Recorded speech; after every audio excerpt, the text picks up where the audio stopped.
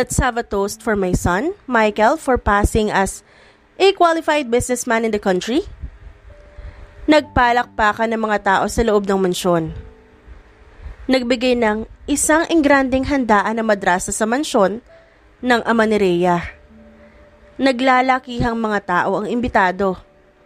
Naroon din ang kanyang ama at sa tabi kasama ng madrasta upang ipagbunyi ang pagkakatanggap ng isa sa stepbrother niya.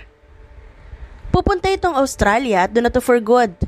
Kaya huling araw na nito dito sa Pilipinas ngayon. Matagal nang patay ang tunay na ina ni Rhea. Kaya't naisip ng kanyang ama na mag-asawa na lang muli upang may mag-alaga sa kanyang unika iha. Papa, nagugutom na po ba kayo? Malambing na tanong ni Rhea sa ama. Hay naku Rhea, ilang tanong mo na yan? Okay lang ako. Bakit hindi ka muna mag-enjoy doon? Sagot ng ama ng dalaga. Pa, sorry na. Hindi lang ako mapakali lalo na kapag nasa ganitong party tayo. Tsaka papa, nag-promise po ako kay mama na ako nang bahala sa inyo. Hay, ito talagang prinsesa ko. Tumabi ng upuan dalaga sa kanyang ama. Papa naman eh. Ayokong pati po kayo iwan ako, no? Hindi yun mangyayari, my princess. Pa, basta dito lang ako sa tabi nyo. Hindi lang din ako mapapakali kung nag-i-enjoy ako tapos kayo nandito lang. Dugtong pa ng dalaga. O siya, ikaw ang bahala. Nanatili ang dalaga sa tabi ng kanyang ama hanggang sa matapos ang celebration nila. Ramdam niya ring ayaw siya ng kanyang stepmom dahil alam niyang hindi ito totoo sa kanya. Kumbaga, plastic lang sila kapag nariyan ng ama ng dalaga. Honey, dapat nasa itaas ka na. Rhea, ihatid mo na ang papa mo sa itaas at nang makapagpahinga na siya. Utos ng kanyang madrasta. Ngumiti siya at sinunod ito. Sinamahan niya ang kanyang ama sa itaas at doon sila nagkwentuhan. May fiancé na si Rhea at malapit na sila ikasal. Mas gusto ng ama nito na wag munang madaliin ang kasal nila. Nais nilang kilatisin muna ang mapapangasawa niya. Pero gusto ni Rhea na masilayan ng ama ang kanyang kasal. Nais nitong ang kanyang ama ang maghatid sa kanya sa altar. Mabait ang nobyo ng dalaga at nirerespeto nito si Rhea. Wala namang pakialam ang bagong asawa at kapatid niya sa relasyon nila. 2 linggo ang lumipas pagkatapos ng naganap na celebration ng kanilang mansyon, naisip ng dalaga na magkaroon muna ng pag-iisa. Total, malaki naman ang tiwala niya sa kanyang ina-inahan. At ilang araw lang naman din ang dalaga sa pupuntahan niya. Mabuti at naisipan mo magkaroon ng me time, iha. Anang kanyang stepmother. Minsan lang naman po. Sayang din po kasi ang opportunity dahil minsan lang makaalis ng bahay. Sagot ni Rhea. That's good to hear. Mauna na po ako. Mommy. Si Papa po. Kami nang bahala sa kanya at sige na, mag-enjoy ka na ron. Sabat ng kanyang stepmother. Ngumiti lang ang dalaga at pinabuhat na sa maids ang kanyang bagahe. Tulog ang kanyang ama nang siya'y umalis. Ngunit alam naman nito na magbabakasyon siya kasama ng mga kaibigan. Hapon na siya dumating sa lugar kung saan sila magbabakasyon. Rhea, kala namin hindi ka na dadating. Reklamo ka agad ng isa sa kaibigan niya. True, akala namin cancel na naman eh. Sabat pa ng isa. Girls, you know me. I always make time for us. Aniya. O baka kung saan pa mapunta ang usapan ha? Tara na sa loob at naghihintay ng buffet. Sige. Pagpasok nila, bumungad agad sa kanilang mababait na staff. Tinulungan silang dalhin ang kanilang mga gamit papunta sa kanilang tutuluyan. We have days here to spend our chill time. Maraming mga papasyalan and also fun things to do like surfing or beach watching. Rhea, do you have plans? Syempre gusto ko mag-surfing or banana boat ride. Well, feeling ko, sobra pa ang magagawa natin while we're here. We have time for each other and also Makaka-relax tayo malayo sa problema ng ilang araw. I do agree. Matulog na kaya tayo at para bukas maaga tayo makapagsimula sa ating bucket list at marami tayong mapapasyalan. 1 week ang bakasyon nila magkakaibigan. At kahit papaano ay magkakaroon sila ng week of happiness and fun. Malayo sa problema nila sa syudad. Day passed, bumungad ang tawag kay Rhea. Nasa higaan pa siya at kagigising lang dahil sa tawag. Hello, who's this? Rhea, ang papa mo. What? Ano nangyari? Agad siyang tumalo ng kama at nagpalit ng damit. Parang wala siya sa sarili habang inaayos sa mga gamit. She needs to be back. Nagsimula nang tumulo ang luha niya at nagising ang mga kaibigan ni Rhea dahil sa kaluskos ng mga nahuhulog na gamit ng dalaga. Rhea, kailangan kong bumalik. Tinulungan naman siya ng mga ito upang mag-ayos ng gamit niya. Habang nasa biyahe siya'y hindi mawala ang kaba at takot sa kanyang isipan. Binabalot siya ng lamig at pagkawala sa sarili. Lutang siya habang nasa daan pa uwi. Nagdarasal na sana maging maayos ang nangyari. Kaagad siyang dumiretso sa ospital katulad ng sinabi ng kanyang stepmother. Mommy! Bungad niya nang makita ang mga ito. Kumusta po siya? Umiiyak ang kanyang stepmother at mga kapatid niya. Hindi niya maintindihan. Bakit sila umiiyak? Ano pong nangyari? Nasaan si Papa? Rhea, wala na ang papa mo. Umiiyak na sabi ng stepmother ng dalaga. Parang bumagsak ang buong katawan ni Rhea, maging ang sistema niya. Hindi niya maigalaw ang mga binti. Naninigas ito sa narinig niya. Hindi. Umiiling nitong sabi. Hinahanda na ang katawan niya sa morgue. Sabat ng kanyang stepsister na si Anastasia. Mami, joke lang, di ba? Buhay pa si Papa, di ba? Buhay pa siya, di ba? Sumisigaw na sabi ng dalaga habang walang kusang tumitigil ang pagtulo ng kanyang luha. Iha. Umiiling ang kanyang stepmother. Hindi pwede. Hindi. Lumapit ang isang nurse sa pamilya at kaagad namang hinawakan ang braso ni Rhea. Buhayin niyo ang papa ko. Kahit magkano. Buhayin niyo ang papa ko. Nagwawalan nitong saad. I'm sorry, ma'am. But it's too impossible na mabuhay pa ang papa niyo. Wala na po kami magagawa. Excuse me po. No! Napaupo ang dalaga sa sahig at bumuhos sa mga luha. Papa! Hindi na siya sinama ng kanyang stepmother sa pag-aayos ng burol. Inuwi na muna siya ng driver nila at pinagpahinga. Walang kagana-gana ang dalaga. Hindi nito matanggap na sa isang iglap lang ay nawala ang kanyang ama. Gumuho ang mundo niya. Sino na lang ang meron siya? Kinabukasan ay nagising siyang naroon na sa funeral home ang ama. Sinundo siya ng driver nila upang dalhin doon. Nanghihina pa rin ang kanyang mga tuhod sa tuwing iniisip na wala na ang kanyang papa. Pagkarating doon, kulang na lang mahati ang katawan niya nang naabutang isang malamig na bangkay ang ama. Nakahiga sa ataol at mahimbing na nagpapahinga. Pa, gising na oh. Nandito na ako. Naroon ang kanyang nobyo at naging sandalan niya sa panahong hinang-hina siya. Papa!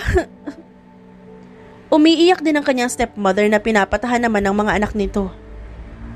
Hindi niya lubos maisip kung paano nangyaring nahulog sa hagdan ng papa niya. Wala bang katulong nung nangyari yon? Nasaan sila?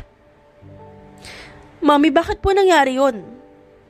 Hindi namin alam na pababa siya nun. Dahil nasa labas ako at tanging ang alam ko ay natutulog siya. Nalaman ko na lang nahulog na siya sa hagdan. Sana nga hindi na ako nagpunta pa sa kumpanya ng papa mo. Sumunod pa kasi ako sa utos niya. Paliwanag ng stepmother ni Rhea. Mommy.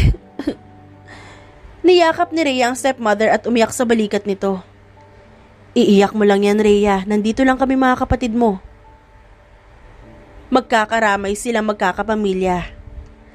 2 araw ang lumipas na natiling tahimik ang dalaga. Hindi ganon kadalas kumain at umiiyak na lamang. Nanatili rin siya sa tabi ng kanyang ama. Pinagsisisihan niya ang pag-alis sa tabi nito nung nabubuhay pa. Mamaya na ang huling gabi ng papa niya kasama sila. Bukas na ito ihahatid sa kanyang huling hantungan. Yakap-yakap niya ang larawan ng papa niya at umiiyak. Inaalala ang mga nakaraan na hindi na maibabalik pa. Kinaumagahan ay maaga silang nag-ayos upang dalhin na sa huling hantungan ng kanyang ama. Siya ang humawak sa picture frame ng ama hanggang sa makarating sa sementeryo. Naroon na ang pare at iba pa nilang mga bisita. Pagkatapos ng misa, ay naghagis na ng bulaklak ang mga naroon. Sumunod ang dahan-dahang pagbaba ng ataol sa lupa. Hagulhol ang iyak na maririnig. Nanlalamig ang dalaga habang tinitignan ng unti-unting pagbaba ng ataol ng ama. Pagkatapos nila sa sementeryo ay inuwi na siya ng kanyang nobyo sa mansyon. Tahimik ang lahat. Wala sa sarili ang dalaga at kusang dinala ang mga paa niya sa silid ng kanyang ama. Buong araw siyang naroon at umiiyak. Kinatok siya ng mga katulong nila upang kumain ngunit hindi siya tumutugon. "Ma'am, kain na po kayo. Hinahanap po kayo ng mami niyo sa ibaba." "Manang please, busog pa po ako." "Ma'am, Manang please." "Sige po." Narinig niya ang yabag nito, tanda na naglakad na ito paalis sa kwarto. "Papa, bakit mo ako iniwan ng ganito? Papa, nangako ka eh. Sabi mo hindi ka mawawala, diba? Nandito ka lang. Diba, sabi mo, hihintayin mo akong maikasal, pero bakit naman ganun pa? You made a promise. Nasaan na yun?" Umiiyak niyang sabi sa yakap-yakap na larawan ng papa. Hindi na namalayan ng dalaga na sa pag-iyak niya ay nakatulog na siya. Nagising na lang siya na madilim na sa labas. Mugto pa rin ang mga mata niya mula sa pagkakaiyak. Bumangon siya at bumaba. Ngunit bumungad pa sa kanya ang nagsusugal niyang stepmother sa ibaba. "Mami, ano to?" Gulat niyang tanong. "O iha, mga kaibigan ko. Nandito sila para maglibang kami, baka gusto mo rin. May extra chair pa." Nakangiti nitong tanong sa dalaga. "Seryoso? Kamamatay lang ni Papa tapos kayo parang wala lang nangyari? At nagsusugal pa kayo? Tapos ano? Pera ng Papa ko? Apektado ba talaga kayo sa pagkawala niya? O baka sobrang saya niyo? Halata naman, mga walang utang na loob." "Anong pinagsasabi mo? Na hindi kami apektado?" "Apektado kami sa pagkawala ng papa mo, hindi lang ikaw nasasaktan. Pero bakit parang mas masaya pa kayo? Para wala nangyari sa bahay na to parang okay pa." Isang malakas na sampal ang dumapo sa pisngi ng dalaga. Halos lumipad ang kaluluwa niya sa sobrang lakas ng pagkakasampal ng stepmother niya. "Wala kang alam sa sakit na nararamdaman ko." Nanggigigil nitong sagot. Nanginginig ang buong sistema ni Rhea. Gulat na gulat mula sa pagkakasampal. Nanginginig siyang ngumiti at pilit na tinapangan ng pagharap sa ina-inahan. Mabilis siyang tumakbo palabas ng mansyon at naisip na magtungo sa kondo ng nobyo niya. Hinampas-hampas niya ang manibela habang umiiyak na nagmamaneho. Hindi niya inakala na ganito hahantong ang lahat. Mabilis siyang umakyat sa floor kung nasa ng kondo ng nobyo nito. Hindi niya alam pero kinakabahan siya habang papalapit doon. Dahan-dahan niyang pinihit ang doorknob at bumungad sa loob na walang tao kaya naisip niyang baka nasa kwarto nito at mahimbing na natutulog. Ngunit hindi niya inaasahan ang makikita niya. Nakahiga sa kama ang kanyang nobyo at may babaeng nakapatong dito. Hubot-hubad sila pareho at tila nasisiyahan sa kanilang ginagawa. Durog na durog siya habang pinagmamasdan kung paano paligayahin ng babae ang nobyo niya. Mas lalo siyang nanghina nang makilala kung sino ang babae dahil sa pagbigkas ng nobyo ni Rhea sa pangalan nito. Ang stepsister niyang si Anastasia. "Mga hayop kayo!" sigaw niya. Naagaw naman kaagad ang atensyon ng dalawa. Gulat na gulat ang nobyo niya nang makita ang dalaga. "Rhea, magpapaliwanag ako." Mabilis siyang nagtungo dito at mabilis pinadapo ang palad niya sa pisngi ng nobyo. Para ano? Gaguhin ako ulit? You're a coward. At ikaw? Turo niya sa kanyang stepsister. Dumapo din ang palad niya sa pisngi nito. Ngunit sa pagkakataong ito ay magkabila ang sampal ang inabot ng kinakapatid na babae ni Rhea. Rhea, tama na. Awat ng nobyo ng dalaga. Isa ka pa. Total, mas masarap naman pala ang putahing ito. Dapat ito ang piniflex mo. Hinila niya ang buhok ng stepsister niya at walang pakialam kung nasasaktan ito. Patuloy na umaawat ang nobyo niya. Huwag kang makialam. Kung ayaw mo pati ikaw, kalad ka rin ko palabas. Total siya naman ang gusto mo. Dapat ipagsigawan mo. Kinaladkad niya ito pababa ng hagdan ng kondo ng nobyo nito. Tama na, Rhea. Tama na? Talaga? Bakit nung niloko mo ko? Nasabi mo rin ba yan? Di ba hindi? Kaya huwag kang makialam dahil baka magdilim ang paningin ko at tutuluyan ko itong ihulog sa hagdan. Sigaw na sagot ni Rhea. Naagaw na nila ang atensyon ng mga tao habang pababa. Nakakahiya! Bitawan mo ko, Rhea! Nakakahiya? Talagang may mukha ka pa para sabihin yan? Pagkatapos mo maghubad sa harap ng boyfriend ko, nahiya ka pa? Ang mga katulad mo makakate, hindi nahihiya dapat eh. Hindi ka nga nahiya na tanggalin ang panty at bra mo. Pagkababa nila sa lobby ay kaagad lumapit ang mga security ngunit sumigaw si Rhea. Huwag kayong makialam. Gusto ko lang naman ipakilala sa inyo ang stepsister kong ubod ng kate. Boyfriend ng may boyfriend inaahas. Kaya kayo dyan, ingatan niyo ang mga nobyo niyo. Baka magising kayo, iba nang nakapatong sa kanila. At eto pa, nahihiya raw siya eh.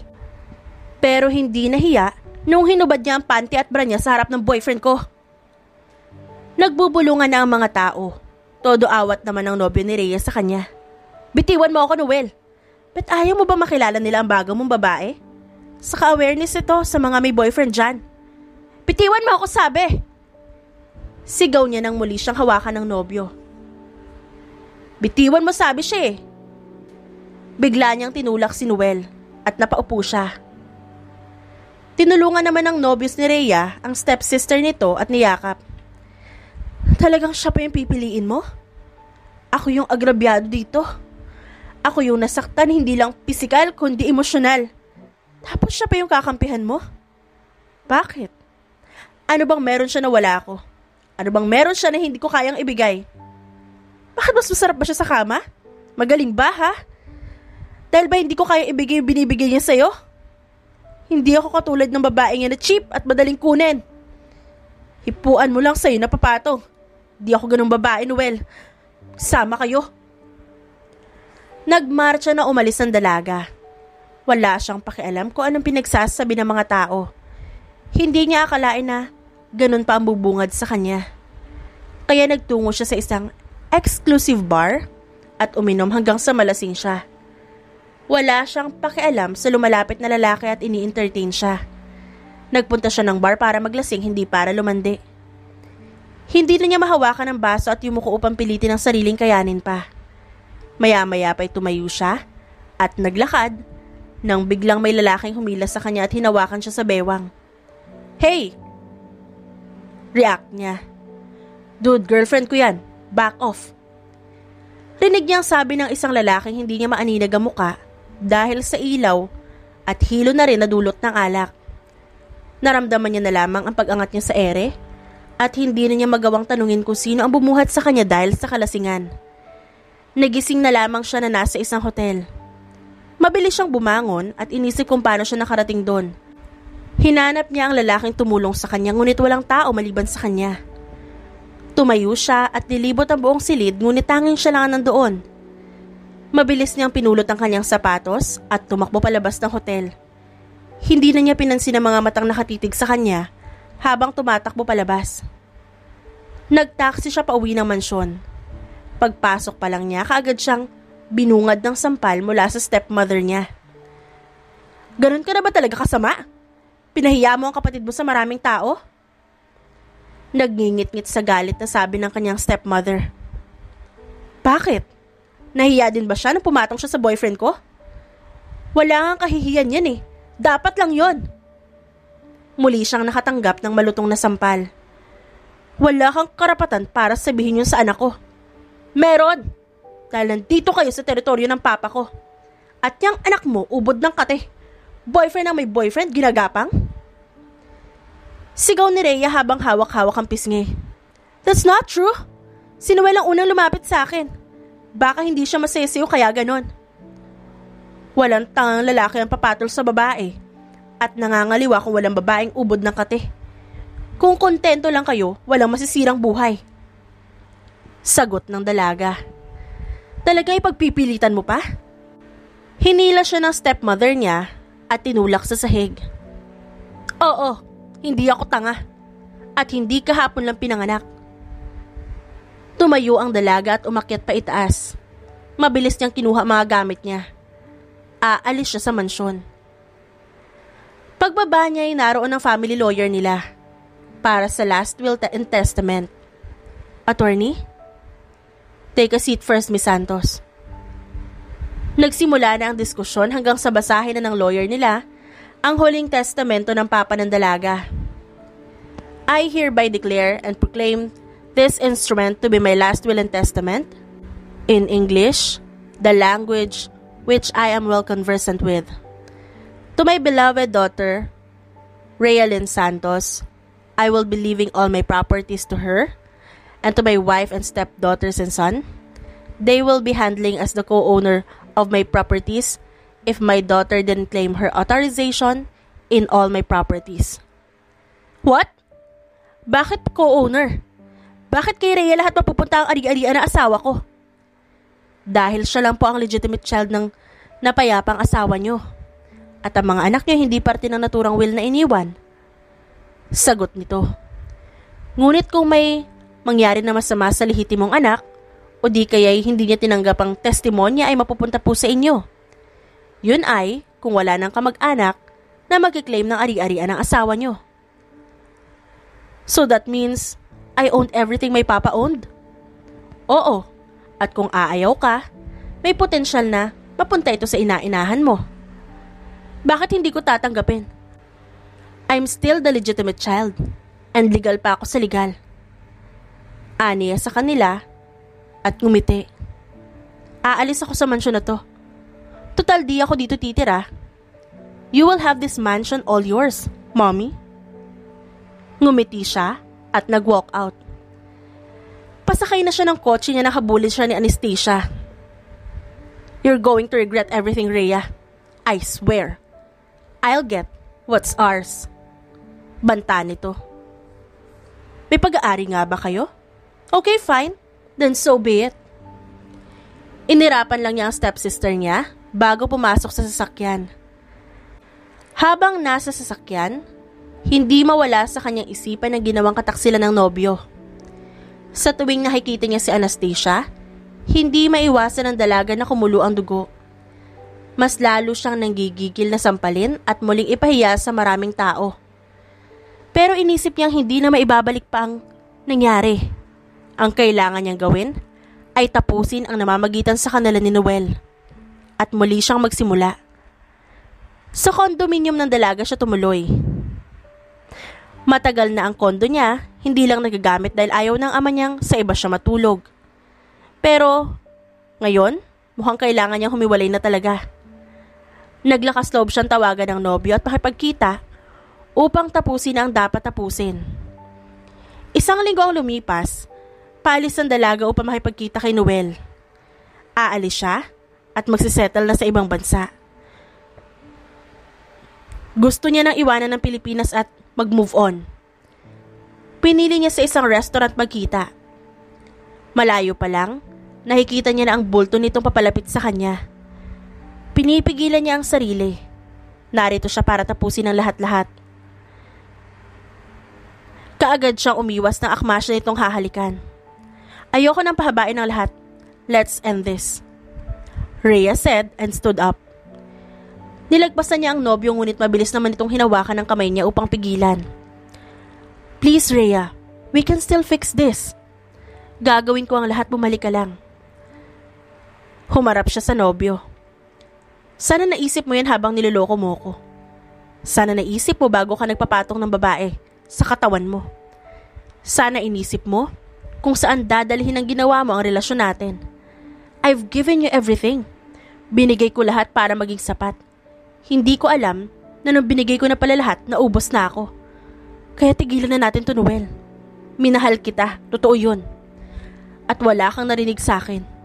Ano pa bang kulang? Nagkulang ba o sumobra? I'm sorry, Rhea. Hindi ko alam. Hindi mo alam? Anong klaseng rason yan? Ngunit mabilis siyang sinundan ng nobyo. Rhea, please. Noel, ayoko na. Pagod na ako. Dahil pinagod mo ako mahalin ka. Akala ko ikaw na eh. Akala ko tayo na sa huli. Nagkamali ako. You're not the man I always dream of. Tama na. Tapusin na natin to. Ayoko na. Rhea. Noel, tama na. Kinalas niya ang pagkakahawak ng kamay nito sa kanya. Bakit sa tingin mo may papatol sa'yo? Siguro kung kani-kanino ka rin pumatong. Lumingon siya at malakas na sinampal si Noel. Huwag mo akong itulad sa mga babaeng hinupuan mo lang, bibigay na agad. Muli niya itong sinampal. Matino ako nakipaghiwalay. Huwag mo akong tarantaduhin dahil magkakaalaman tayo. Hindi nakapag-react si Noel. Matapang na umalis ang dalaga sa lugar at walang lingon sa dating nobyo. Biglang umurong ang luha niya nang marinig yun. Bigla siyang nawalan ng kontrol at nasampal si Noel. Hayop yun? Papunta siya sa airport upang magtungo sa kanyang flight papuntang New York. Dala niya ang lahat at handa nang iwan ng Pilipinas at sakit na dulot nito sa kanya. Saglit muna siyang huminto sa isang parking area upang bumili ng kape. Sa eroplano na siya kakain. Simula kaninang umaga hindi pa siya kumakain kaya naisip niyang dumaan na lang para magkape. Pagpasok niya sa coffee shop, biglang may bumunggo sa kanya. Dahilan ng pagkahulog ng sling bag niya, maging ang hawak ng nabunggo niya ay nahulog din. Tinulungan niya ito na pulutin ang gamit. Ngunit sa kasamaang palad ay nagkamali siya ng bigay ng susi ng sasakyan. Kaya naman humingi siya ng paumanhin dito. Bumalik siya sa sasakyan at nagmaneho ng mabilis. You'll be in New York soon, Rhea. Bulong niya sa sarili. Kumakanta siya nang biglang makarinig ng pagsabog. Isang truck ang biglaang bumunggo sa unahan ng sasakyan niya. Bumaliktad dito at sumabog. Gulat na gulat ang dalaga sa nakita. Hindi niya yun inaasahan. Nasusunog ang kotse at hindi man lang huminto nakabunggo. No choice ang dalaga, kundi ibes na gustuhin nitong tumulong dahil mahuhuli siya sa flight. Mabilis siyang nagpatakbo at dumaan na lang sa shortcut. Ilang minuto na lang at lalapag na ang eroplano at malayo na siya sa airport. Walang masyadong sasakyan ang dumadaan sa shortcut dahil medyo matarik ito at delikado. Ngunit kailangan niya makarating sa pupuntahan kaya mas pinili niya dong dumaan. Ngunit sa hindi inaasahan na itatapak niya sa engine brake ng kotse, nawalan ito ng preno. Hindi ito gumagana. Dire-diretso na ang sasakyan at mabilis itong takbo. Mabilis niyang iniwasan na isa pang kotse na paparating sa kanyang harapan. Dahil doon, ay nahulog siya sa bangin. Napayuko ang dalaga dahil wala na siya magagawa ng mahulog na sa bangin ng sasakyan. Tili ang maririnig. Nawala ng malay ang dalaga matapos mahulog sa matarik na bangin. Gusto niyang tumayo ngunit hindi kaya ng katawan niya. Pinilit ng dalaga na kayanin upang makahingi ng tulong. Kailangan niya ng tulong. Kahit nahihirapan ay pinilit niyang tumayo at lumabas ng sasakyan. May nakita siyang daanan palabas sa masukal na kakahuyan. Dahan-dahan siyang naglakad. Duguan ng katawan, puro galos, sugat at gasgas. Kahit nahihilo, pinilit niyang makarating sa highway. Nasa gitna na siya ng daan at may nasisilayan na ilaw na papalapit sa pwesto niya. Habang papalapit ang naturang ilaw, ay unti-unti ring nanlalabo ang kanyang paningin at tuluyan ng bumigay ang kanyang katawan. 3 buwan makalipas ang nangyaring aksidente, dahan-dahang minulat ng dalaga ang kanyang mga mata. Hindi niya maigalaw ang katawan na tila may kung anong nakadagan sa kanya. Tawagin mo si boss at ipaalam na gising na siya. Naririnig niyang ingay sa kinalalagyan niya. Hindi niya magawang makagalaw. Nang makamulat siya, nilingon niya ang paligid at iniisip kung nasan siya. Bumukas ang pinto at pumasok ang isang doktor. May kasama itong 2 nurse. Tinulungan nilang makabangon ng dalaga sa pagkakahiga. May tinurok ang mga ito sa balikat ni Rhea at doon lang medyo nakaramdam si Rhea ng kanyang katawang lupa. Nasaan ako? Tanong niya sa doktor. Nandito ka sa balwarte ko. Isang matangkad, gwapo at medyo bad boy kung titingnan ng lalaki. May mga bodyguard dito. Paano ako nakarating dito? Yung flight ko, mahuhuli ako. Flight? Ngumiti ito na nakakaloko. Hindi mo talaga matandaan na nangyari sa'yo? Tulog ka ng 3 buwan. Ano?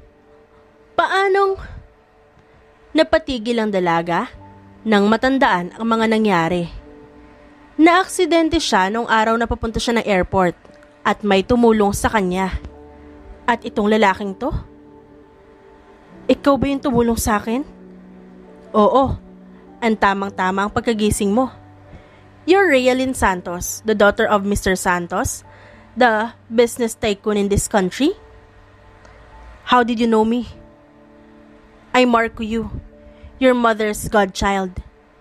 Ninang ko ang nanay mo. Sagot ng binata. Hindi kita kilala at walang nakwento ang mama at papa ko. Matagal kaming tumira sa Canada at kababalik ko lang weeks before you got into an accident. Actually, ako rin ang lalaking tumulong sa'yo sa bar. Hindi ko naman pwedeng pabayaan ang kinakapatid ko. Binilin ka sa akin ng papa mo bago siya patayin. Sabat ng binata. Patayin? Nahulog siya sa hagdan. And it's an accident. Kinuha ng binata ang cellphone niya at may pinakita sa kanyang mensahe mula sa cellphone nito. Mensahe mula sa kanyang ama. Kung threatened ang buhay ni Papa nun, bakit niya ako pinaalis? He wants to secure your life. Ikaw ang heredera niya at hindi pwedeng may mangyaring masama sa'yo. Kapag nangyari yon, magkakaroon ng chance ang stepmother mo na kunin ang yaman niyo. I still don't get it. Bakit tatarido rin ang papa ko? My stepmother loves my dad. Ano peke lahat? Simula ng burol ni Papa hanggang sa mailibing siya, peke ang luha ng lahat? Niloloko lang niya ang papa ko? Hindi niya maiwasang maging emosyonal sa narinig. Buong akala niya totoo ang pagmamahal ng bagong pamilya ng ama niya. Yun pala, isang maling akala ang lahat. Madaling magpanggap para sa pera. Madaling magtakip ng tunay na pakay. Maaaring niloko at sinalisihan lang kayo at nagpaloko naman kayo. Hindi ko sila mapapatawad kung totoo sila may kagagawa ng bakit nawala ang papa ko. Magpagaling ka at babawiin mo pa ang dapat na sayo. Nakuha na nila ang lahat ng mana mo. Dahil ang akala nila, ikaw ang napatay nila. Pero sadyang tuso ang tadhana at hindi ikaw nasa kotse. Ano? Naalala mo ang sasakyan na sinasakyan mo papuntang airport nang dumaan ka sa shortcut? Hindi mo yun sasakyan. Na magkita tayo sa daan, on the way ako sa mansyon niyo para kunin ka. But sadly, naunahan mo ko. Pinahila ko ang sasakyan mo. At doon ko nalaman na iba ang plaka nito. Parehas ng kulay pero magkaiba ng plaka. Hindi mo na naisip na tingnan yon dahil nagmamadali ka. Muling napatitig ang dalaga at naalala ang lalaking nakabunggo niya. Nahulog ang mga gamit nilang dalawa. Maaaring doon sila nagkapalit. Yung lalaking nabunggo ko. Siya yung nabunggo ko. Maaaring nasa kanya ang sasakyan ko. At siya yung namatay imbes ako. Nadamay ko pa yung inosenteng tao para sa kaligtasan ko na hindi ko alam. Lumapit ang binata at kinuha ang kamay ng dalaga. Magpalakas ka at pag-uusapan natin ang mga bagay na dapat alam mo. Pagkasabi ng binata ay nilisan nito ang silid at iniwan ng dalaga. Muling humiga si Rhea at nakatulala sa kawalan habang iniisip kung saan at paano nangyari ang lahat. Nandito siya sa isang hindi niya alam na lugar, kasama ang binatang estranghero para sa kanya. Hindi niya pa din lubos na maisip na kaya siyang ipapatay ng mga taong tinulungan nila at itinuring niyang pamilya. Kung totoong hindi aksidente ang nangyari sa papa ko. Sinisigurado ko na lahat ng may kinalaman sa pagkawala niya ay gagapang sa lupa. Hindi ako titigil hanggat hindi ko nakukuha ang hustisya. Babalik ako at sisiguraduhin kong pagsisisihan yung hindi ako ang sakay ng kotseng pinasabog niyo. Kung paano niyo sinira ang buhay ko, ganun din ang sa inyo. Sisirain ko din ang buhay niyo. Lintik lang ang walang ganti sa taong pinaikot niyo. Ito na ang huling luha na papatak sa aking mga mata dahil sa pananakit at pang-aapi niyo sa akin. Lumipas sa mga araw ay unti-unti nang sumisigla ang dalaga. Hindi niya pa muling nakita ang binata. Wala din siyang ideya kung nasan ito. Napapalibutan ng tubig ang paligid nila. Ibig sabihin ay nasa isang isla sila, malayo sa mga tao.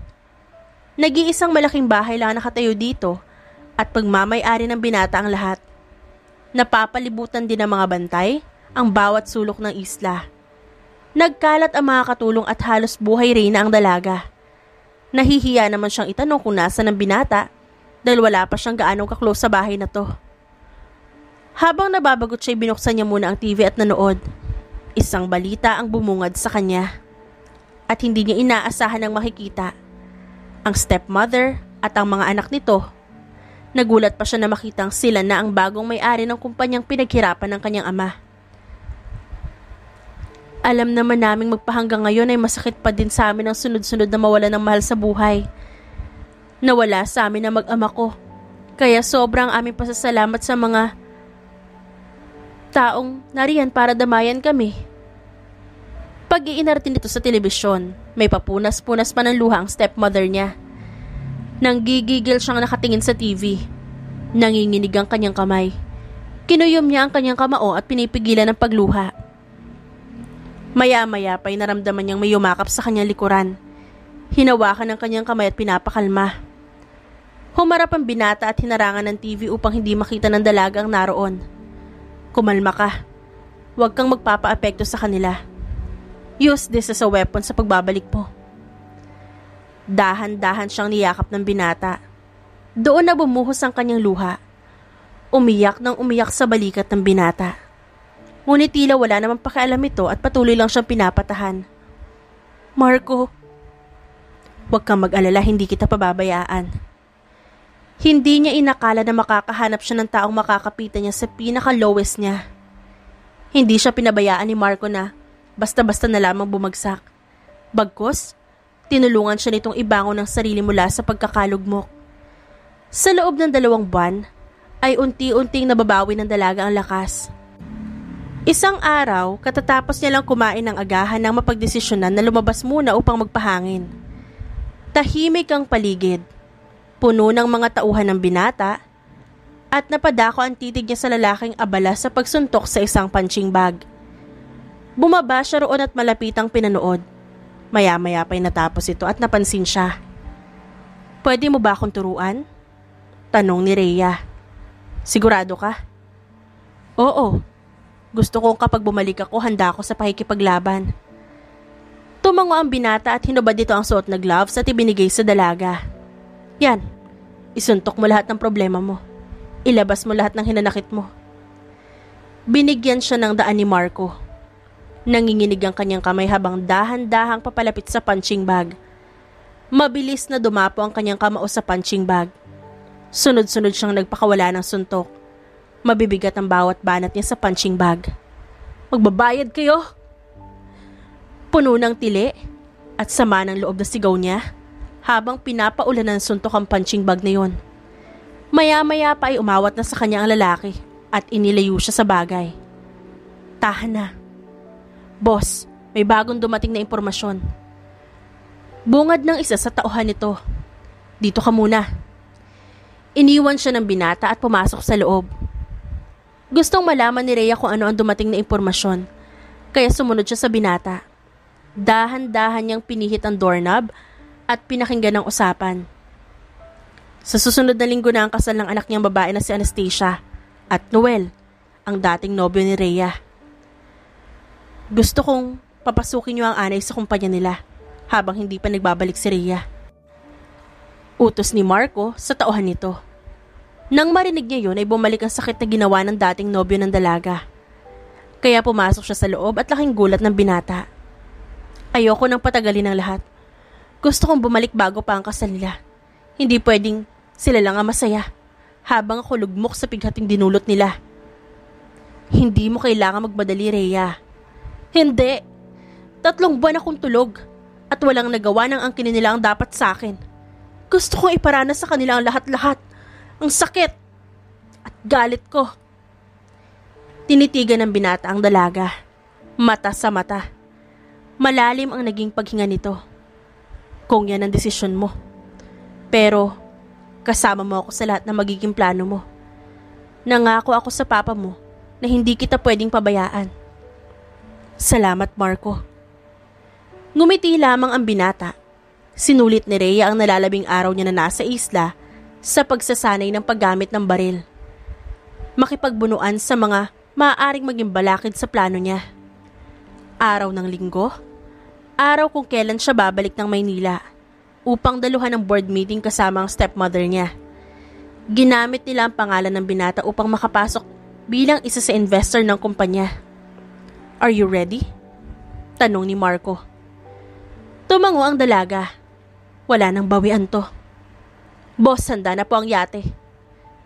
Sige, susunod na kami. Sagot ni Marco sa tauhan niya. Tara na at naghihintay na sila sayo. Ngumiti ang dalaga at tumango. Inalalayan siya ni Marco na makasakay sa yate at may isa pang yate sa tabi kung saan naman ay ang mga kasamang tauhan. Kahit medyo marami na ang sasama ay tila hindi pa din nauubos ang natira sa isla. Ilang oras na naging biyahe nila palabas ng isla.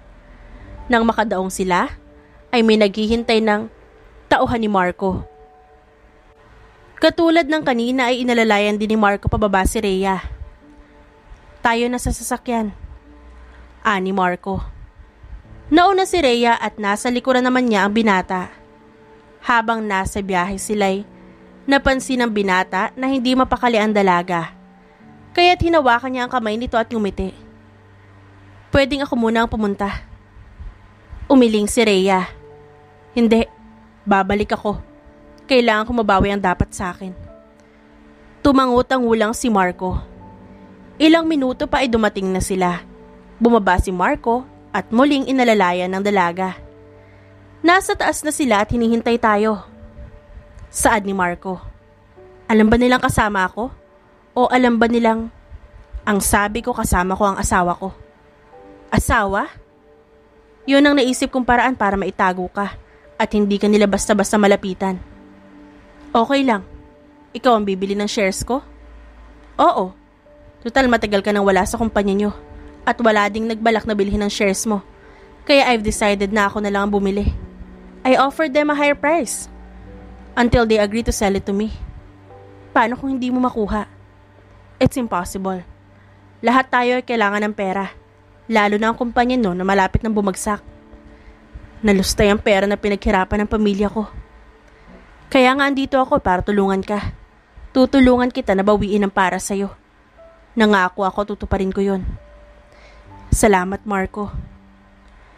Nasa harapan na sila ng conference room. Kanina pa ang mga titig nila sa dalaga. Naunang pumasok si Marco at sumunod siya. Hindi na siya nagulat sa mga reaksyon ng naroon.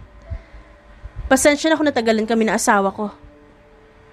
Anang binata sa mga naroon. Oh my God, Rhea? Reaksyon ng stepmother ng dalaga. Yes, Rhea Lynn Santos Yu. I'm the wife of Marco Yu. How did... Oh my God!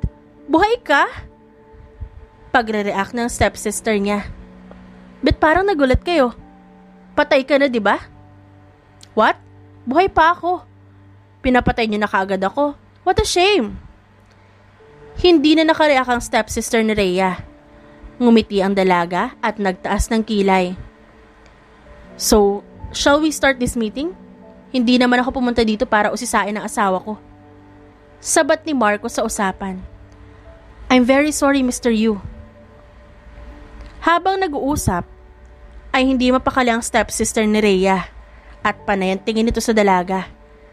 Napansin naman niya ng binata at tumikim upang maagaw ang atensyon ng stepsister nito. Stop the meeting. Napatingin ang lahat sa binata, maging ang dalaga. Hindi na ako magpapasikot-sikot pa. Nandito ako para bilhin ng shares ni Rhea sa kumpanya nyo. Gulat na gulat sila sa sinabi ni Marco. Alam ng lahat kung gaano kalaki ang shares ng dalaga sa kumpanya. At isa ito sa mga hindi nila ipinagbibili kahit kanino. Dahil oras na maibenta ito, ay tuluyan ang mapipilayan ng kumpanya ng pamilya ng dalaga. You know, Mr. Yu, hindi namin binibenta ang shares ni Rhea sa kumpanya. 15 million kapalit ng shares ko. Siguro naman malaki na yun at makakabawi na ng paunti-unti ang kumpanya. Sabat ng dalaga. Natameme ang stepmother nito. Hindi nito nagawang makapagsalita nang sumabat ang dalaga. Are you insulting us? Hindi porket umangat ka ay ganyan ka na kung magsalita. Tandaan mo, hindi lang kami kung sino sa'yo. Pamilya mo kami. Saad ni Anastasia. Pamilya? Sa'yo pa talaga nang galing? Simula nang inagaw niyo sa akin ng lahat.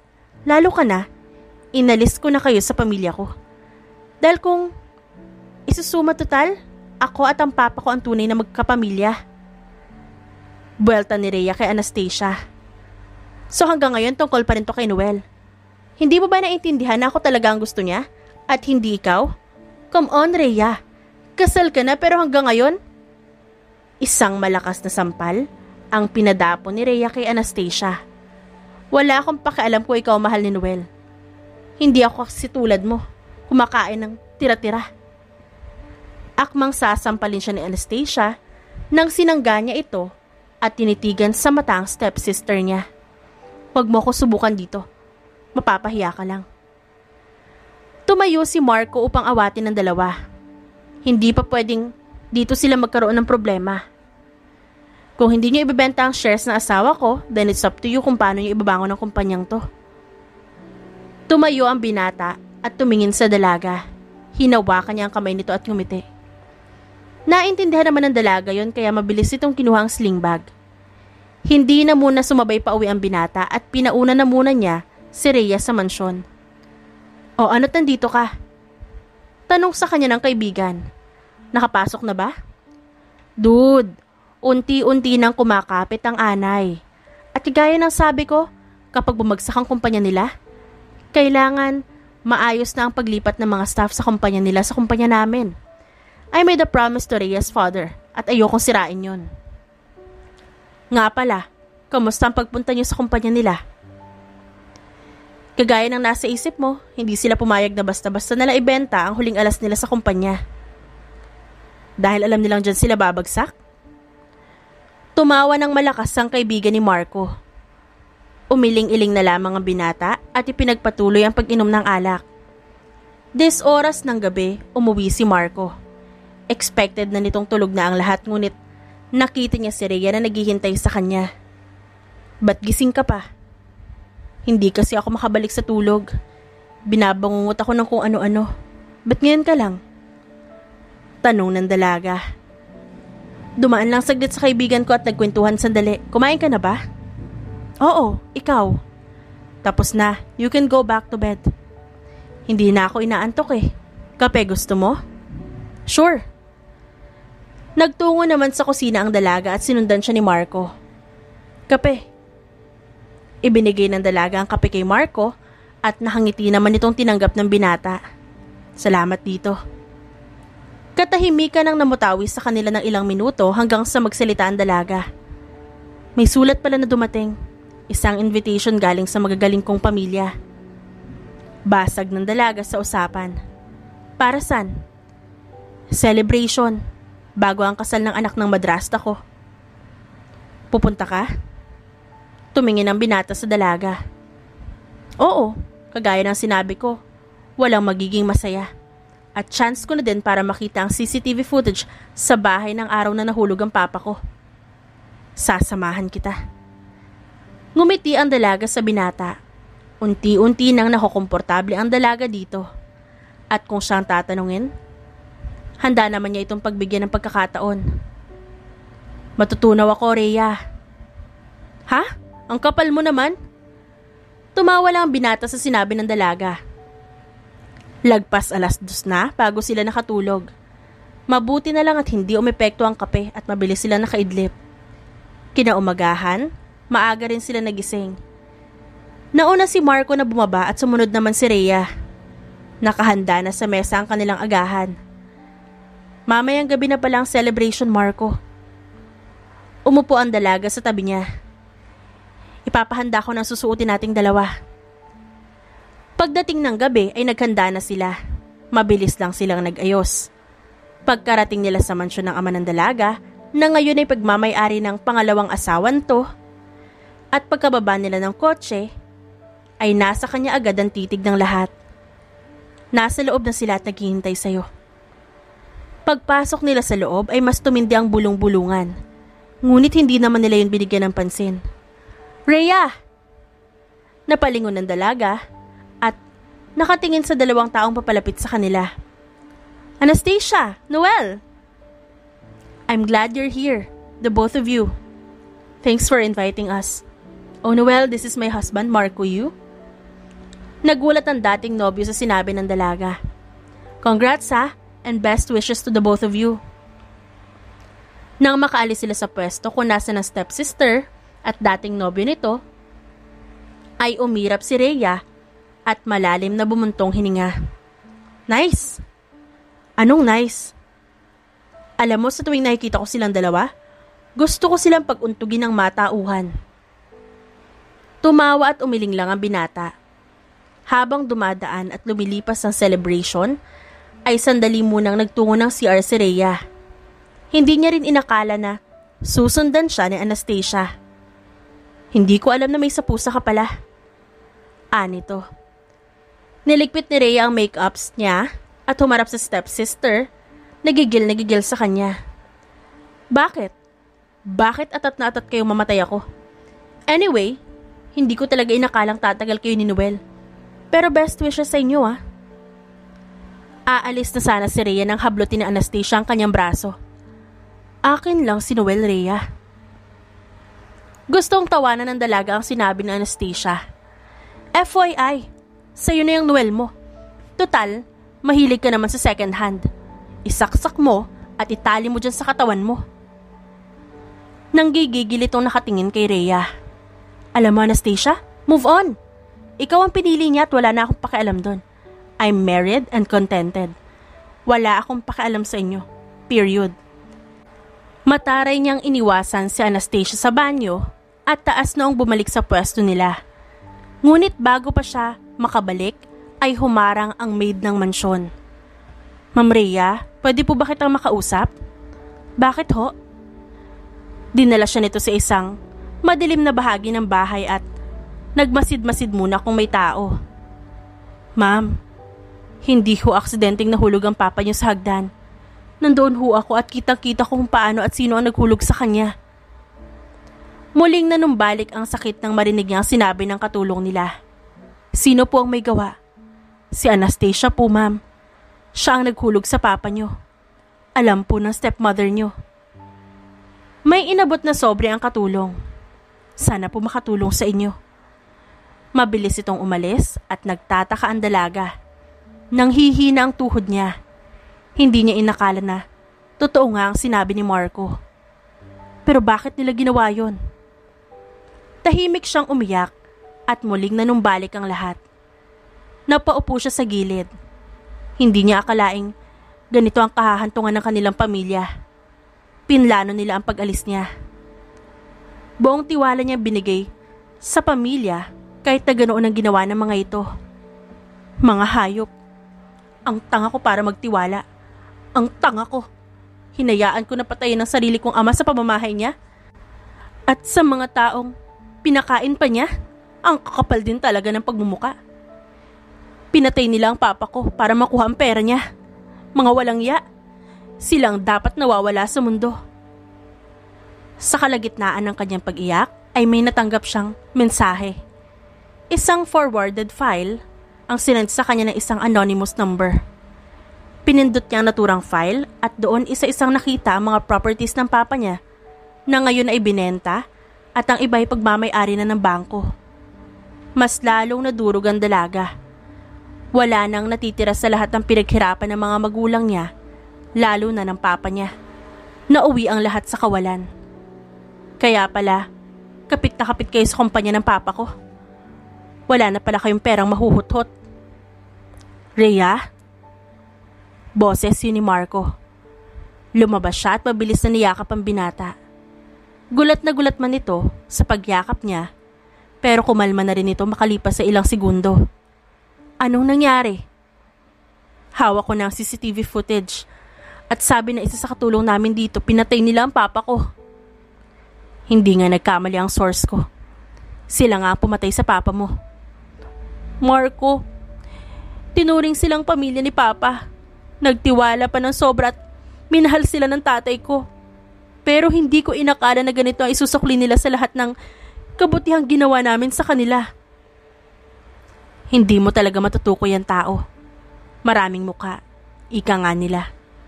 Kaya dapat nating mas kilalanin sila dahil habang tumatagal ay doon masusubok at nakikita ang tunay nilang kulay.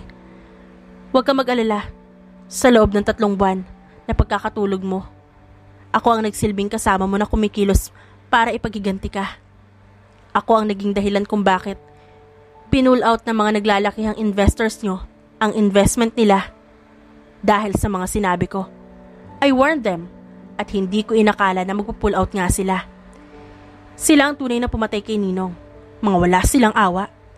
Kaya mabuti na rin sigurong tama ang naging desisyon ni Ninong na tuluyan ang pabagsakin ng kumpanya nyo kung sakali mang sila ang humawak. Ubos na ang pera ng kumpanya nyo at nabenta na rin halos lahat ng ari-arian ng papa mo. Kung kukwentahin mo, bilyon ang nawala at kakakuha ko lang, maging ang mansyon nyong ito ay nasa bangko na at kukunin sa susunod na buwan.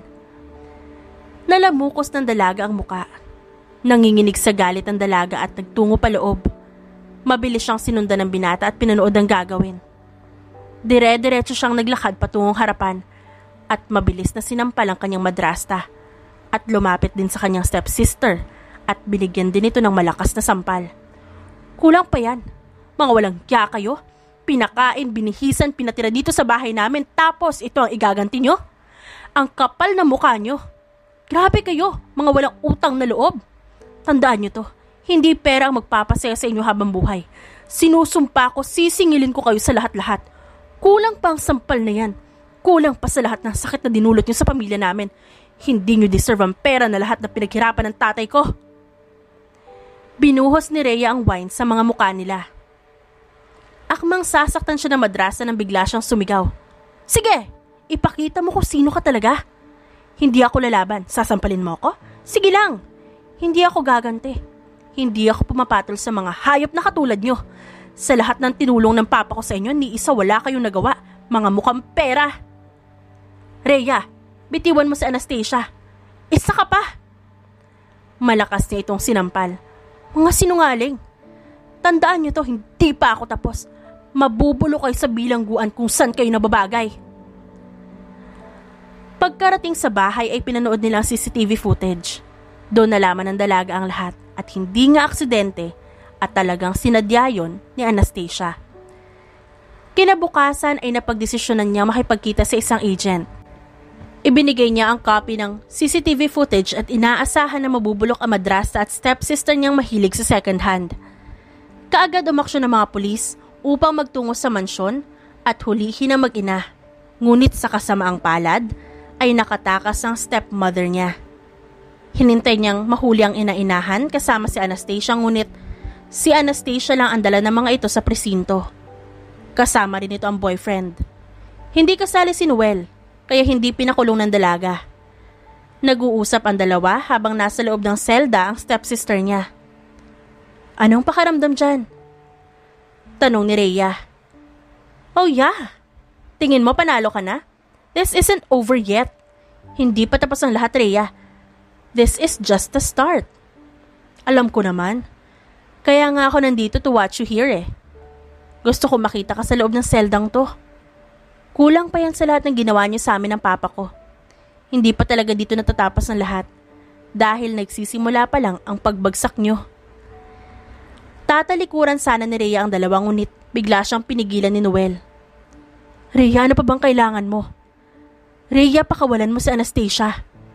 She's pregnant with my child. Nagtaas ng kilay ang dalaga sa dati nitong nobyo. Marami akong kailangan sa kanila at kulang pa nakita silang mabubulok sa malamig na seldang yan. Huwag mong gamitin ang pagdadalang tao niya para pakawalan ko siya. Hindi ako tanga at ututo. Pulis nang may alam kung anong gagawin sa kanya. Hinawakan siya ni Noel sa kamay. Muling nagbalik ang ginawa na dati ng nobyo niya sa kanya. Bitiwan mo ko. Sabi kong bitiwan mo ko. Sabay hablot ng dalaga sa kanyang kamay. Dahan-dahang lumuhod si Noel at nagangat ng tingin kay Rhea. Malamig niyang tinitigan si Noel. Panay ang pigil naman ni Anastasia sa ginagawa ng nobyo. Nagmamakaawa ako. Wala ka bang puso? Bakit? Wala ka rin bang puso at niloko mo ko? Sinaktan mo ko nun. Kaya kahit lumuhod ka pa dyan o halikan mo ang paa ko, hindi na magbabago ang desisyon ko. Magpasalamat ka na lang at hindi ka kasali sa pagpapakulong ko sa'yo. Alam mo, Noel, hindi mo lang ako niloko eh. Ininsulto mo rin ang buong pagkatao ko. Parang hindi pa kasi ako sapat at naghanap ka pa ng iba. At total, pinili mo siya, edi panindigan mo yan. Kasalanan niya yan. Kung bakit siya nandyan sa loob ng selda ngayon. Sa bata lang ako maaawa pero sa'yo, lalo na kay Anastasia, malabo pa sa mga mata ko noon. Rhea, patawarin mo na ako. Lahat gagawin ko. Lahat gagawin mo? Pwes, tumayo ka dyan, iwan mo ang presintong ito, magbalot-balot ka na dahil aalis ka na sa mansyon ko. Hindi magbabago ang isip ko, Noel. Bali-balik ta rin mo man ang mundo, hindi ko babawiin lahat ng sinabi ko. Rhea! Anito habang nakaluhod. Tumayo ka dyan o sisipain kita. Lumabas ang dalaga sa presinto at pinakalma ang sarili. Patuloy ang paghahanap sa stepmother niya. Alam niyang anytime ay siya ang babalikan nito. Pauwi siya at nag-aabang ng taxi. Sinadya niyang hindi magsasakyan. Alam niya ngayon pa lang ay may nagtatangka na sa buhay niya. Pero bago siya mawala ay may alas na ang dalaga na ibinigay sa agent. Habang naglalakad siya, napansin niya ang sasakyan na kanina pa sumusunod sa kanya. Kung gaano siya kabagal, ganoon din ang sasakyan. At alam niya kung sino ang may pakana nito. Ang magagaling niyang pamilya daw. Nagpatuloy siya sa paglalakad hanggang sa isang mabigat na bagay ang humampas sa ulo niya at tuluyan siyang nawalan ng malay. Sa kabilang dako, nalaman ni Marco ang pagkawala ng dalaga kaya pinasuyod niya ang buong lungsod upang mahanap ito. Sinubukan rin nilang itrack ang cellphone nito. Boss, mukhang nahanap na namin kung nasan si Ma'am Rhea. Mabilis at alerto ang binata. Kaagad niyang tinitigan ng lokasyon. Isang lumang bodega ng gasol. Saad ng isang tauhan ng binata. Magmadali kayo. Ihanda ang mga tauhan natin. Ipadala niyo itong lokasyon sa mga otoridad at mauna na tayo doon. Mabilis ang mga tauhan niya. Habang nasa daan sila'y, tinawagan niya din ang kaibigang si Dax. Dude, natukoy na namin ang lokasyon na Rhea, Dax. Gawin mo na ang plano dyan para kapag nakabalik na kami ay wala nang takas sa batas ang pamilyang yan. Sure, ako nang bahala dito. Mag-iingat kayo. Pinatay nito ang tawag at nag-text sa kaibigan sa headquarters ng mga pulis. Malaki ang tinulong ng pamilya ni Rhea sa pamilya ng binata nung nagsisimula pa lang sila sa negosyo. Malaki ang perang ibinigay nito sa daddy niya upang palaguin at natupad nga. Kaya hanggat kaya niya tutulungan niya ang dalaga na makuha ang hustisya sa nangyari sa papa ng dalaga. Tinuring niya na rin mga magulang ang mga magulang ni Rhea. Kaya masakit para sa kanya na malaman na pinapatay ang ama nito para lang sa pera. Sinadya ng ama ni Rhea na ipangalan sa dalaga ang lahat ng mga ari-arian at ibinilin kay Marco na kung sakaling mawala siya at hindi maganda ang reaksyon ng ikalawang pamilya niya, ay gusto nitong kunin ni Marco ang anak sa mansyon. Naggagawin sana ni Marco ngunit sa kasamaang palad ay tadhana na ang naglapit sa kanilang dalawa nang mangyari ang aksidente ng gabing yon. Boss, nandito na tayo. Paligiran niyo ang buong compound. Kaagad namang nagsikilos ang lahat. Bumaba ang binata at hindi sila nakapasok nang bigla silang paulanan ng bala. Mabuti na lang at naroon ang sasakyan nila upang magsilbing harang. Nang maramdaman nilang wala nang bumabaril, ay kaagad silang pumasok sa loob. Marami ang pasikot-sikot sa looban, kaya hindi nila alam kung saan magsisimula. Sige, ikutin niyo to. Kumalat kayo. Kailangan nating mahuli si Mrs. Alba. Yes, boss. Nang makarating sila sa itaas ay walang tao. Maya-maya pa'y nariyan ang mga pulis sa ibaba dahil narinig nila ang sirena nito. Boss, sa taas! Nakikipagpalitan sila ng putok sa mga tauhan ng stepmother ni Rhea. Hindi niya mahanap kung nasaan ito. Tumakbo paakit ang binata at hinanap ang dalaga. Tama nga ang sinabi ng kanyang tauhan na nasa itaas. Ginawang panangga ni Mrs. Alba si Rhea sa amin. Ginawang panangga ni Mrs. Alba si Rhea sa kanila. Nakatali ang mga kamay nito. Sige, kapag lumapit kayo, sisiguraduhin ko sabog ang ulo nito. Sige! Mrs. Alba, nandyan ang mga pulis sa ibaba at huhulihin kayo. Ibaba nyo yan kung gusto nyong mababa lang ang kasong kakaharapin nyo. Hindi. Hindi ako papayag. Wala akong kasalanan. May karapatan din kami sa pera niya at hindi namin yun makukuha kung buhay itong babaeng to. Dapat siyang mamatay. Dapat. Parang baliw nitong Saad. Mrs. Alba, pinapabigat niyo lang ang kaso niyo. Wala akong pakialam. Umalis kayo dito. Umalis kayo. Papatayin ko talaga to. Ibaba niyo ang hawak niyo. Ibaba niyo ang mga baril niyo. Tutuluyan ko to. Isa. Dahan-dahan nilang ibinaba ang baril na hawak. Tumawa ng malakas si Mrs. Alba. Mga utu-utu. Sa tingin niyo hindi ko siya papatayin? Mga tanga. Bobo. Ngayon panuurin niyo kung paano. Inapakan ni Rhea ang paa at gumulong sa lupa ang baril at sinubukan niyang kunin ito. At agad na ipinutok kay Mrs. Alba. Kung sumuko ka sana hindi tayo aabot sa ganito. Ani Rhea. Tinulungan ng binata ang dalaga na makatayo. Salamat, Marco. Sobra-sobra pa sa pasasalamat. Wala yon. Kagaya nga ng sabi ko, hindi kita pababayaan at tutulungan kitang bawiin ang dapat sa'yo. Niyakap ng mahigpit ng dalaga si Marco. So Mr. Marco Yu, are you ready for our wedding? Tanong ng dalaga na ikinabigla ni Marco. Payag ka maging totoo kong asawa? Ako ang unang nagtanong, Marco. Ako ang sagutin mo. Oo naman, kailan ba? Sabay silang tumawa sa isa't isa. Makalipas ang 4 na buwan ay idinaos ang araw ng kanilang kasal. Mas pinili rin nilang dito mag-honeymoon at wag nang lumayo pa. Naghihintay na si Marco na masilayan ng kanyang bride.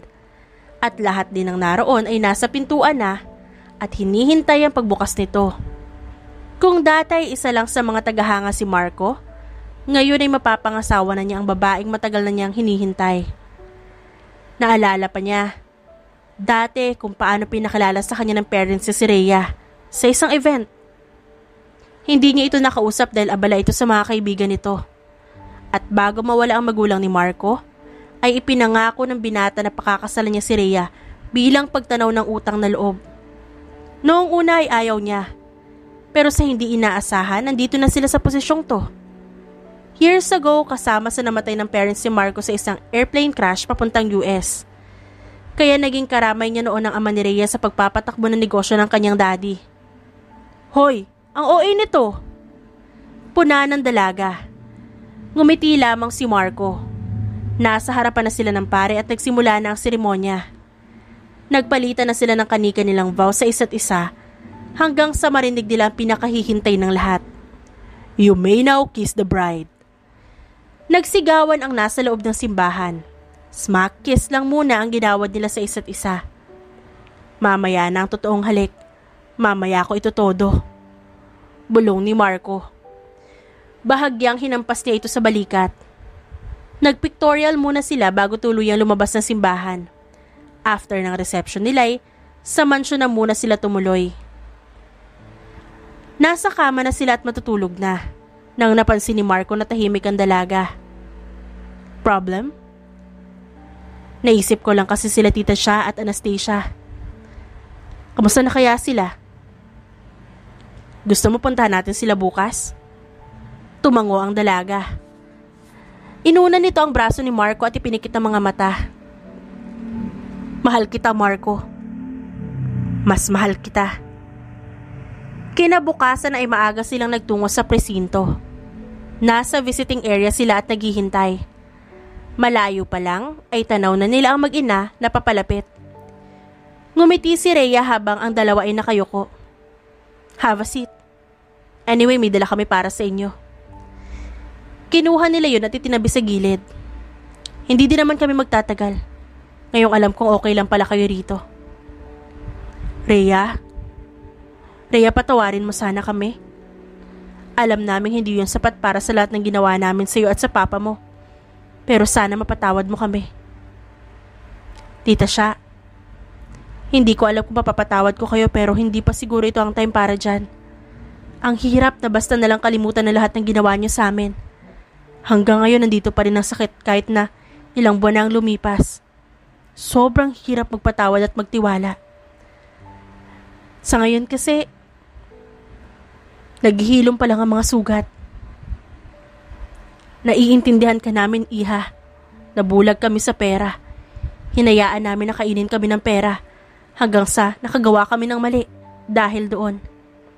Alam kong hindi ako naging mabuting pangalawang ina mo pero sana mahanap mo sa puso mo ang pagpapatawad para sa amin. Kung maibabalik ko lang ang nangyari noon, hindi ko pipiliin na kainin ako ng kasakiman.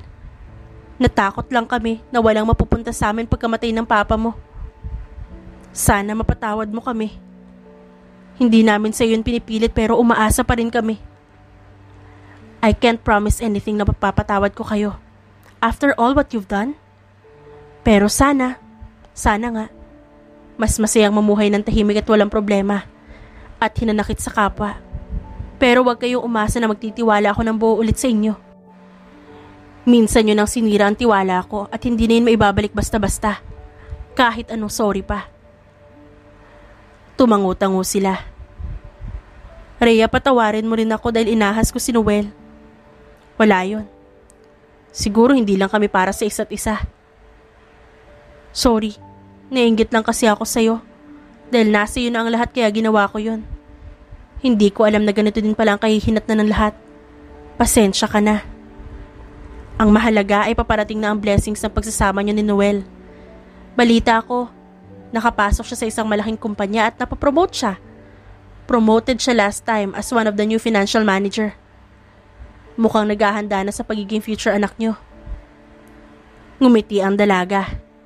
Mauuna na kami ni Marco sa inyo. Salamat sa oras. Salamat din sa mga pasalubong mo. Sakto at pagpapasko rin. Merry Christmas. Merry Christmas din, Rhea and Marco. Sagot ng mag-ina. Mabuti at kinausap mo na din sila. You have to heal first. Alam kong darating din ang panahon na mapapatawad mo sila. Hindi ngayon, pero malay mo balang araw. Ngumiti lamang ang dalaga sa sinabi ni Marco. 2 taon ang lumipas at nagkaroon sila ng kambal na anak. Masaya na sila dito sa piling at mananatili silang isang buong pamilya. Mama, si kuya po kinuha ang toy ko. Umiiyak na saad ng isa sa kambal nilang anak. Angelo, ba't mo na naman pinapaiyak ang kambal mo? Lumapit siya sa dalawa at inayos ang kalat nila sa sahig. Mama, akin yun. Nakasimangot naman na sabi ng isa. Ganito. Kinuha ni Rhea ang isang laruan ng kakambal nito at ibinigay sa kapatid. Yan, para fair. At sa susunod dapat mag-share kayo. Parati kong sinasabi, di ba, na dapat nagbibigayan at nagpapahiram kayo sa isa't isa at hindi nag-aaway? Hindi sumagot ang dalawa. Oh, ano na namang ingay yan? Pumasok sa eksena si Marco na kararating lang mula sa kumpanya nito. Oh, at nag-aaway na naman sila sa laruan. Binuhat ni Marco ang isa sa kambal. Hay nako, pasaway na naman kayo kay mama. Di po. Mariin at tanggi ng dalawa. Isang babae at isang lalaki. Kamukha nilang dalawa. Simple at walang problema ang pamumuhay nila. Sige, at kapag hindi kayo nagpasaway, bibili si Papa ng more toys para sa inyo. Inirapan na lamang ni Rhea si Marco dahil sa sinabi nito. Yan, ini-spoil mo na naman. Niyakap naman niya ang asawa. Minsan lang naman. Binuhat ni Rhea ang anak nilang babae. Isang pamilya, sila nahaharapin ng bukas. Tuluyan ang ibinenta ni Rhea ang kumpanya at iba pang ari-arian ng kanyang yumaong ama. At ang pera na naipon ay binili nito ng sariling negosyo. Masaya si Rhea sa piniling landas kasama ang asawa niya at mga anak. The end. At dyan nagtatapos ang ating kwentong pinamagatang The Heiress Revenge, written by Shang Shang. Dearest friends and avid listeners, don't forget to like our videos and subscribe to our channel for more wonderful stories. Mula sa aming main channel, Randall Tagalog Love Stories, and for our second channel, Miss R Stories, lubos po naming pinasasalamatan ang inyong suporta at pagtangkilik sa aming mga likang istorya. Ingat po kayong lahat and have a good day everyone. Paalam!